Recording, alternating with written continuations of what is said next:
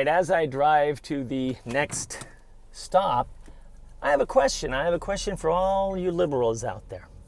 All you liberals who are watching this, if there are any. Why don't you teach your kids history?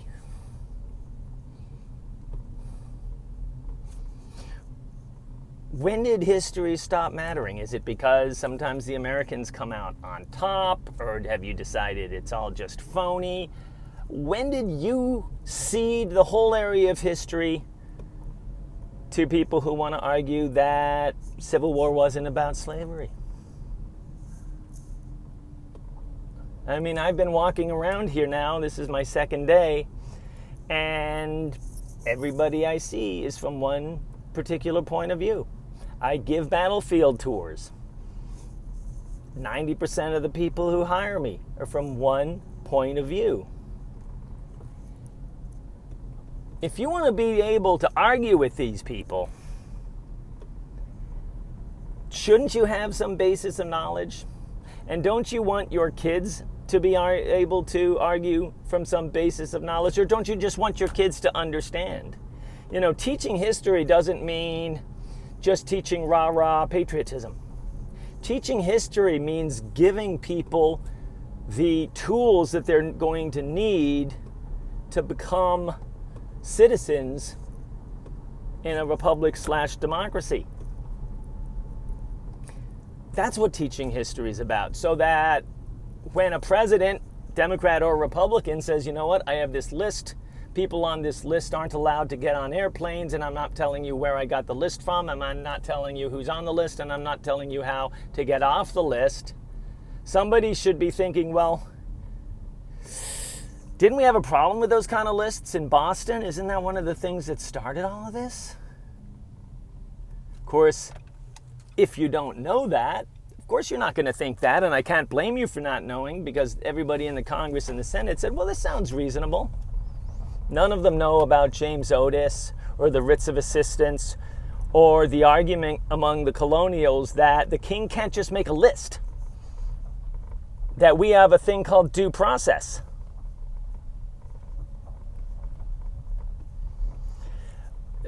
You know, I put a comment out on Facebook, which was, of course, a big mistake. I never do that, but with the pandemic, I've sort of gotten sometimes bored, and people were comparing the Boston Tea Party to the riots, and I just made this little innocuous comment.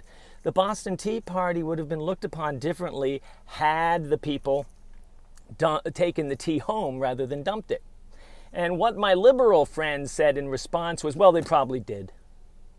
So that, in other words, an inconvenient fact, it must not have happened. So what they blamed Trump with doing, fake news, that was their response. Now, they didn't know about it because they didn't know anything about history. They know that I do know about history. They know that I've read not only the books but the eyewitness accounts. But they said, well, winners write the history. They discarded the entirety of history. They discarded the importance of history in order to try to win an insignificant little argument about a meme, because, you know, we weren't really disagreeing on the main point. So parents out there, people out there who want your kids to be able to think, who want your kids to be able to argue against these bullet points I just heard for the 10 millionth time about why the Civil War has nothing to do with slavery, teach them history, okay? Bring them to Gettysburg.